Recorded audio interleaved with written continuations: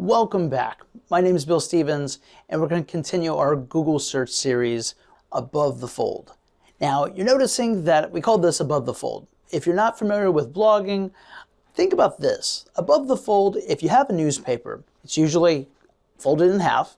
Above the fold would be the front part, the top part that you would see when it's folded. Now, on a website, you have the same concept, except above the fold means what you can see as soon as the website comes up. You don't scroll down, that's below the fold. So we're going to talk Google above the fold and anything that's showing right there. This would include the information about Google search or Google in general. This could include the store, about Gmail, about the Google apps, and about your accounts. In addition, we've already touched on some of the settings. We'll go a little further into that. Without further ado, let's get started. And welcome once again. Let's go ahead and talk about Google Search 1.2 Above the Fold. We're going to start by investigating different parts of this website. First, we're going to click this About link, and it's going to bring us to all things Google, or at least a whole bunch of things about Google. It gives history, gives some stories, it advertises about products that they have, and it really kind of talks about the commitment they have toward making the world a more connected location and place. No matter where you're from, what abilities you are, what your sex is, Google is here for everyone. Next, we have the store link. We're going to click that, and as you guessed, you're going to see different products that Google sells. Pixel, the phones, Pixel 6, Pixel earbuds, Nest Cam, door batteries, pretty much anything that's specific to Google that is a product you can buy.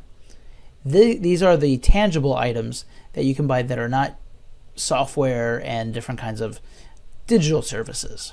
Scrolling across to the right, we have our Gmail. Gmail is one of Google's foundational applications, helping people around the world get free emails or paid with additional services. They provide space, and there's also other interconnecting apps, and we'll talk about this later in a different video. Next, above the fold on Google search, we find images. Now, this is a neat function because Google Images is a neat aspect of Google search. In addition, if you want to find different sorts of things, for instance, say I want to find an image of a bass clarinet.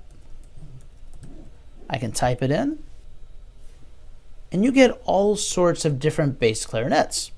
Now, say I want to use this for maybe a use for a blog or something. I can go to Tools and go to what's called Usage Rights, where it gives me the ability to use Creative Commons licenses or commercial and other licenses.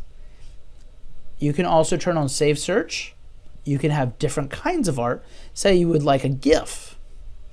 A GIF, you don't know, is an animated type of image. So for instance, if I want to click this particular image, you notice the image actually has an animation aspect to it. That would be one of the benefits to a GIF, and then you can go ahead and add that to a website or something that some kind of presentation. Going back to Google Images, which again is a part of Google search, you see this camera? Well, you can actually search things on Google based upon an image. Now, you might ask, what do you mean by this? Well, what I can do is I can click the actual camera, I can upload an image, or I can paste a URL. Okay, so say I had an image of a doll, and I could either use a URL, or I can upload an image that I already had, or I could take a picture of it and I can add it right into Google Images. I just choose File, or I can add URL. I'm going to go ahead and use a URL from a website I just used. I'm going to paste it, and let's see what comes up.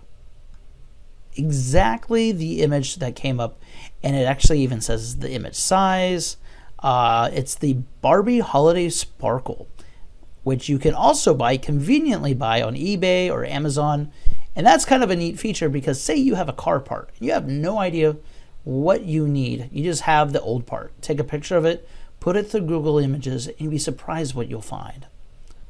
going back to Google search, you also have your Google Apps. This is a quick, easy dashboard to find some of your major Google apps, which we'll certainly talk about in the future.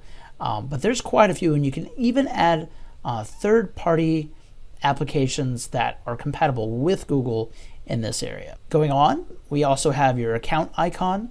So a lot of times people can add an image for their account icon. You can also move between accounts. This is very helpful, especially when you're in Chrome.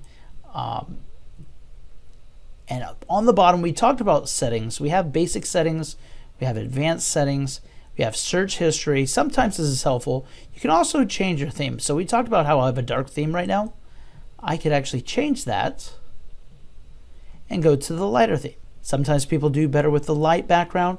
Sometimes people do with a dark background. For me, it doesn't really matter. I just like the dark idea. Okay, and then you have your traditional terms and privacy. These are legally required to have on most web pages. And also the business side of things. If you want to advertise with Google, you have business with Google, or how search actually works. I'm going to click that real quick because sometimes you never know when there's just something you're missing. How can I find something that I'm having trouble doing? Okay, down here shows just the process and the evolution of Google search, which, by the way, was the founding application for this Google empire. And that's Google search. It is compatible with other Google applications, and it is by far one of the most used and visited websites in the world. That's it for today, everyone. See you in the next video.